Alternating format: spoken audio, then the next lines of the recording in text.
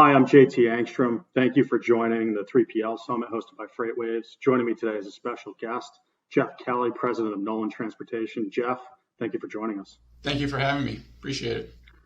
How have things been sort of year to date? It's great to have you on. I know that this year has been a unique one to start, and interested to hear a little bit about what you've seen and breathed. Yeah, sure. So it's been definitely been an interesting 12 or really 14 months if we think about a year in that term versus 2021.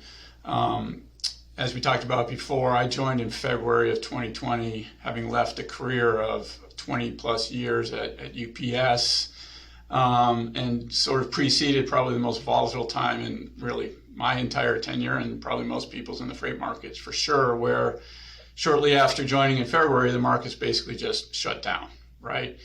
And me personally, I'm not sure if you're aware of this, JT, but I was commuting to Chicago Monday morning from Atlanta and coming back Friday afternoon. So I went from living on the road to being at home completely. So that was a personal shift as well.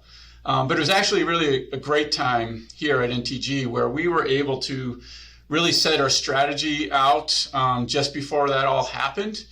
And despite all the turmoil and volatility that pursued, we were well positioned and kind of stayed the course through that period. And as the markets in April really came to a close, and we saw, like most, rates with carriers just plummet, margins temporarily expand, and then quickly accelerate the other way to sort of all-time highs on rates, truckers coming back into the market, trying to take advantage of the rates that they had been complaining about just a short while before. And kind of seeing that through to the end of the year in a peak season that was different as well, not just from a freight perspective, but a parcel perspective, knowing how e-commerce, while it had been growing for some time, accelerated at a level that nobody anticipated with everybody being at home. And really trying to stay the course during that period of excessively high rates, and making sure that our customers were getting the trucks that they needed, as well as expanding on terms of what we were trying to do with different shipper sets and different technology investments, and staying the course in growing, meaning hiring more and more people. That set us up very, very well for this year. And then so this year, coming out of a peak season that really extended into mid-January, and then started to soften like you typically see at that point, we were met with some pretty extreme storms again in February, right? And so we saw rates that had started to come off in mid-January quickly rebound to all-time highs again in February. And here we are now approaching a produce season and people trying to understand what's going to happen from here.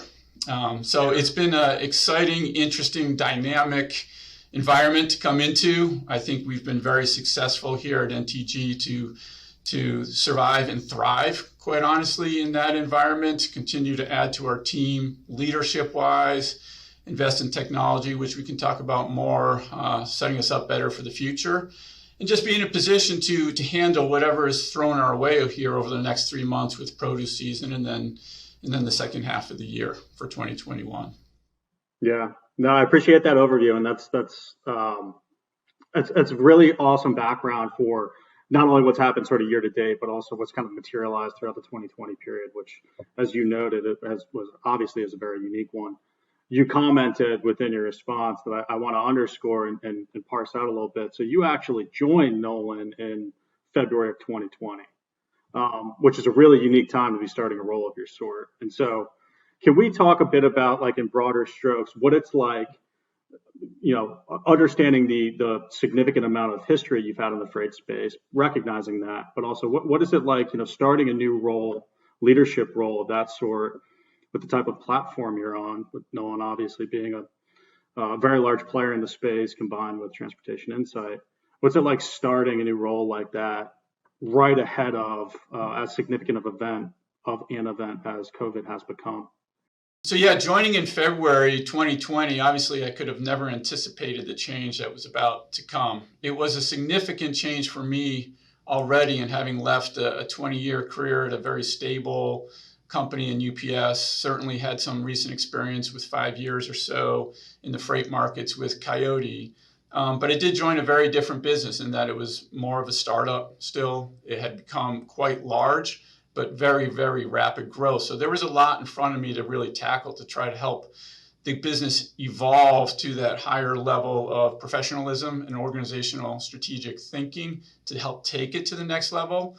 And then suddenly, boom, the pandemic hit. So it was a struggle for me in a couple of ways. I think the first was most materially the fact that I couldn't really get out and meet a lot of the people at NTG. And that is part of my leadership style. I like to visit all the offices. I like to get to know who the people are that are helping run the business and really set the tone of the strategy from a face-to-face perspective. It can't, to me, be all that effective if it's just coming down from high above, if you will, at corporate. I like to have dialogue with people, make sure they understand what we're doing, why we're doing it, and where they fit into it.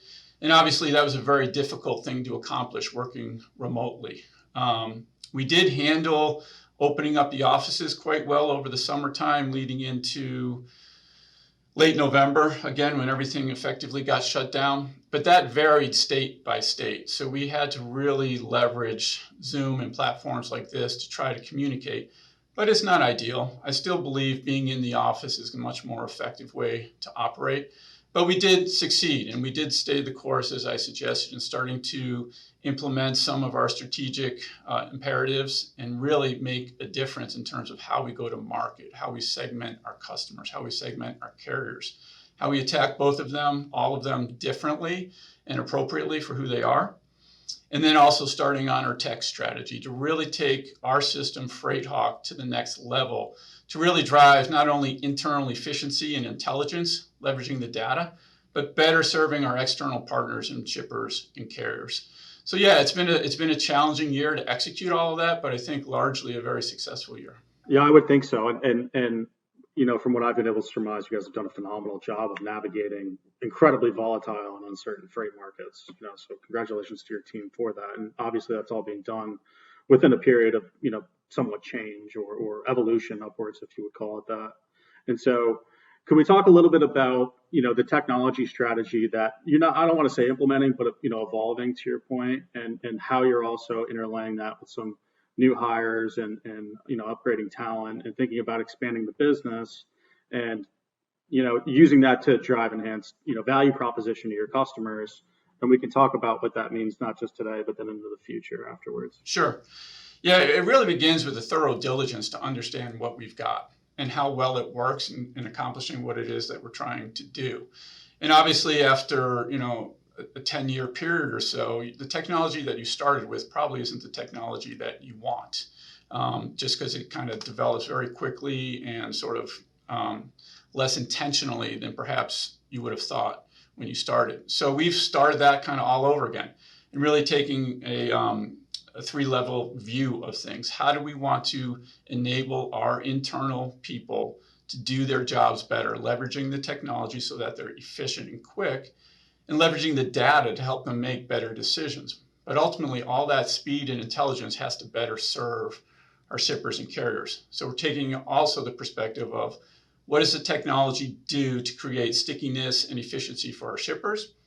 And the same thing as well on the carrier side, right? It's equally important that our carriers can do business with NTG easily and effectively to help perform their business a whole lot better.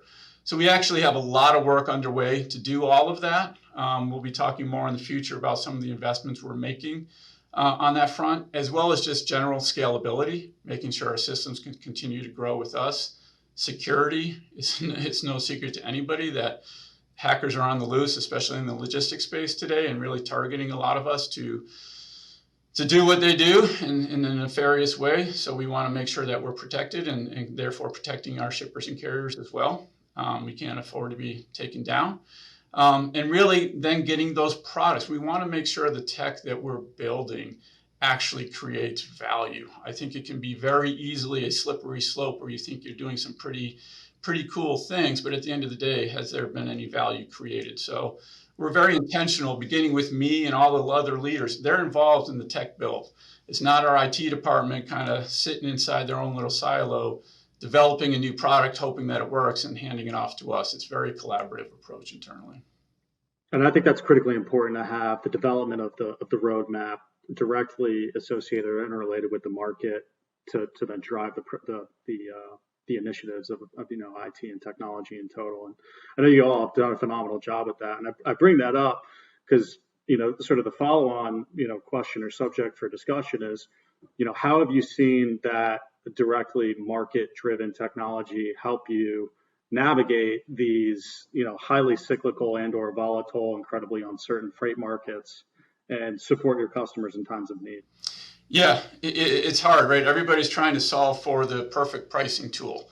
And I think the one thing, at least that I would assume, is that really doesn't exist. Things can move so quickly in the freight market. And for people that aren't necessarily familiar with all the nuances in the freight market, they find it very difficult to believe that a truck could cost X at 8 in the morning and 2X at noon on the same lane for the same freight. I mean, there's so much variability to consider that. We want to make sure that our tech also has a people influence, right? We want to make sure that in this example of pricing algorithm, that there are people monitoring this through operational processes to make sure that our intelligence, leveraging that data, is keeping up with how the market is going.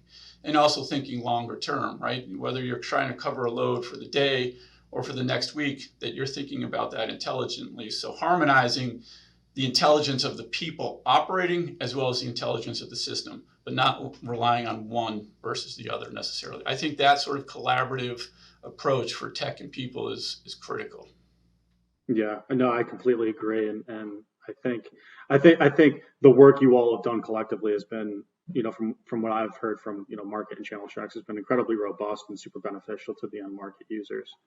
And so, with that, can we talk a little bit about what you look at in terms of the marketplace, in terms of technology, and maybe not by logo, but product style based technology that you look for in the market that you think either is already at a market position of being super beneficial for the asset light space, and or another bucket would be what type of technology do you think should be built out to benefit the asset light space, and what are emerging trends or themes that you're really monitoring in hopes that you can stay ahead of market transitions?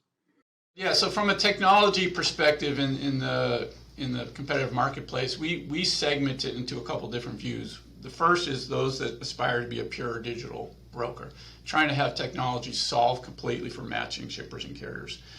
Then you've got the incumbents, the top 5, 10 major players out there who are also investing in technology in a much more significant way. And then you've, of course, got a highly fragmented space of brokers that remain. Some are investing a bit into technology, others are not, just maintaining that relationship approach. So we're very cognizant of what's happening out there. We're watching it closely in terms of what we think makes sense to either replicate, for lack of a better term, to try to differentiate a bit more, or quite honestly, to avoid. I think obviously our perspective is that we want to build a network from a carrier perspective that we can present to our shippers to better match trucks with their freight. And in reverse, we want to make sure that we can build a network of freight that we can present to our carriers and better match that freight with their trucks to keep them moving full all the time. Technology is going to play a huge role in that. Scale, density, and size really helps empower that, which is part of the people story, and really developing those relationships to bring in more trucks, to bring in more freight, and combining that tech to build up those networks that better match against each other and better serve our end customers, both the shipper and the carrier. Obviously, behind the scenes for all of that, pricing is really important. Predictability of where a truck's going to be is very important. All of those things are key technological elements that we have to stay in front of, because we all believe here at NTG the puck is going in that direction. I do believe with technology and scale and density that there will be consolidation in this space. The fragmentation that exists, 18,000 or so brokers, won't persist forever, but you're starting from a very high level. That doesn't mean that tomorrow we're going to be at 10 brokers, right, or 3PLs. There's still going to be a significant amount of fragmentation. Geoff, thank you for that overview. And so with our final minutes, can we talk a little bit about more of a broad-based thematic discussion around what excites you and your team most in the market space, and what you see as some of the or the largest industry-changing themes that you really focus on or keep track of in the back of your head? Sure. Yeah, and it goes to the last question, JT, right? Technology is the huge trend in the 3PL space and in the freight space. We monitor this very closely. We have to compete against it, and we want to make sure that we're providing the best solutions using technology for our shipper and carrier partners. But there's a lot of money being thrown at it. So we want to make sure, while we understand what these trends are, that we also understand the ones that are real valuable and going to pay dividends down the road, both economically and operationally.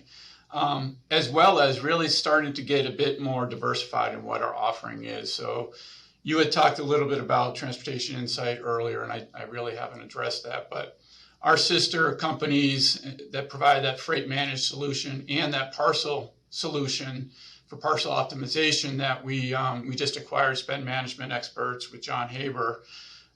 We have a portfolio of solutions that really help people in this space today. As we saw with the pandemic, e-commerce has become a massive, massive accelerated trend. And shippers, both parcel and freight, are really looking for solutions to help keep their businesses alive. Well, some of the big players are really leveraging their capacity in a limited way and not necessarily providing for those solutions. So we're trying to serve our shippers in this instance a whole lot more strategically to enable them if they need freight movement, if they need parcel solutions, or somebody to help manage what is otherwise not their core competency. We want to be recognized as one of those players that has the expertise to do that, to help them and help their businesses thrive. Yeah, that's tremendous. And I think it'll be both very interesting to see those trends and themes evolve over the coming years, but also to see your team, the Nolan team, the TI team, really address and excel within that marketplace. And we look forward to watching that.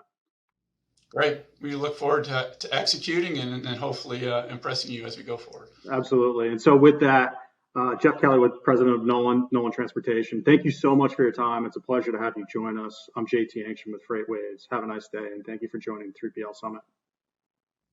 Thanks, everyone.